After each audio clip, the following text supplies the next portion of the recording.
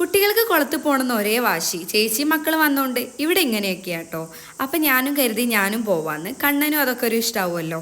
അപ്പം നമ്മൾ നോക്കിയപ്പോൾ മിയ ഭയങ്കര കരച്ചില്ല. നിങ്ങൾ കണ്ടില്ല ഗൈസ്, അവൾക്കും നമ്മളെ കൂടെ വരണമെന്ന്. പക്ഷെ എനിക്ക് രണ്ട് ചെറുതിനും കൂടി മാനേജ് ചെയ്യാൻ കഴിയില്ലെന്ന് ഉറപ്പായിരുന്നു. അതുകൊണ്ട് നമ്മൾ വേഗം പോകുന്നു കേട്ടോ. ഇവിടേക്ക് കുളത്തിലേക്ക് പോകാൻ ഞാൻ അങ്ങനെ പോവാറില്ല കേട്ടോ. ഒന്നാമത് ഈ കയറ്റം എനിക്ക് ഭയങ്കര പേടിയാണ്, കയറാൻ എനിക്ക് കഴിയത്തില്ല. അപ്പോൾ നമ്മൾ നോക്കിയപ്പം പോകുന്ന വഴിയിലൊക്കെ മാങ്ങയും ചക്കയും വാഴക്കൃഷിയും എല്ലാം ഉണ്ട് കേട്ടോ. അപ്പോഴാണ് നമ്മളെ ശ്രദ്ധയിൽ കാട്ടുമുല്ല, നമ്മളെ ഈ മുല്ലല്ലേ അതുണ്ട് കേട്ടോ. പണ്ട് എനിക്ക് മുല്ല പറഞ്ഞാൽ ഭയങ്കര വികാരമായിരുന്നു. ഞാൻ എല്ലായിടത്തും പോയി പറിച്ച് തലയിൽ ചൂടി കനകാമ്പരമൊക്കെ ചൂടി അണ്ണാച്ചി ലുക്കിൽ നടക്കുമായിരുന്നു.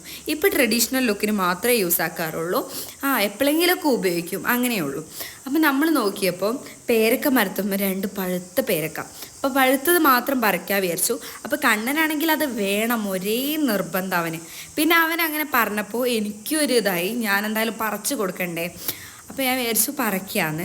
നമ്മൾ കുറേ നോക്കിയിട്ടോ. അപ്പോൾ അവൻ ഭയങ്കര വെയിറ്റിങ്ങിലാണ്, കണ്ടില്ലേ. അവൻ കിട്ടും അവൻ എന്നെ അത്രയും ട്രസ്റ്റ് ചെയ്യുന്നുണ്ട്. അപ്പോൾ നമുക്ക് എന്തായാലും പറിച്ചു കൊടുക്കാൻ വിചാരിച്ചു.